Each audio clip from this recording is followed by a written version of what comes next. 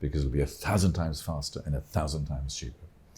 But anything and everything that cannot love, harmony, common sense, compassion, 100%. These things are coming from inside. All of these things are coming in. These human skills and human attributes will be 100 times more valuable. So as long as we can focus on those human skills as we build into the future, we will be very successful. Machines will serve us, and we will guide the machines. We will train the machines. Machines aren't racist or biased or unethical. We are. So we need to look at our moral compass, and that's what we feed the machines, and then the machines serve us. Yeah, 100%. So Taleb, you've been asking me the whole time. Yes. It's my time to ask you. Please. Okay. I believe that people have to worry about two people in the world. Mm-hmm. They don't have to worry about the opinion of their parents, of their spouse, husband, and friends, whatever. Mm-hmm. I think they have to really worry about the opinion of two. First, the 8 years old you, Mm-hmm. and the second, the 80 years old you. Mm-hmm. So my question to you is, I can see a really tough question coming there already. do you still remember the 8 years old you? Yeah. And what is he telling to you right now? My 8-year-old self was very optimistic, had the whole world in front of him. And I have always been a very optimistic, energized young person. And even now, at this stage in my life, I go back to my 8-year-old self regularly. I have young mentors at 11, 12, 13 that I talk to all the time. And Picasso said the same thing, is that he was asked, once he was 82, he was asked what would be his biggest wish, and he would say, I wish I could be an 8-year-old and draw like an 8-year-old again. Mm-hmm. So there are times when I think about my 8-year-old self and my 16-year-old self and ask myself the question, have I fulfilled all of the potential that I had? I don't believe I have, but I have enough time to go to my 80th birthday to be able to fulfill that. But I feel I have accumulated a lot of knowledge, experiences, learnings in my life that it enables me and puts me at the right trajectory to get to my 80-year-old, my 100th birthday, where Beautiful. That you can come in. And I just feel that I'm at that moment in my life where there are a lot of dots there, and they are connecting. I'm in the process of writing a book. I'm creating more of a podcast series that I can reach and connect with people. My motto is MAD. I'm completely stark raving mad. MAD stands for And make you're a difference. mad also? I'm completely mad. I am completely mad. MAD is make a difference. That's what I do. So my dots are connecting, and I'm nearly there. And I feel that with the right people around me, amazing people like yourself and others, those dots start coming together, and I fulfill some of the things that I came out as my 8-year-old as a promise for the future. Beautiful. And that's what I hope Beautiful. I would be doing. Thank you. Thank you very much Thank indeed. you so much. You've been very, I very kind. appreciate it.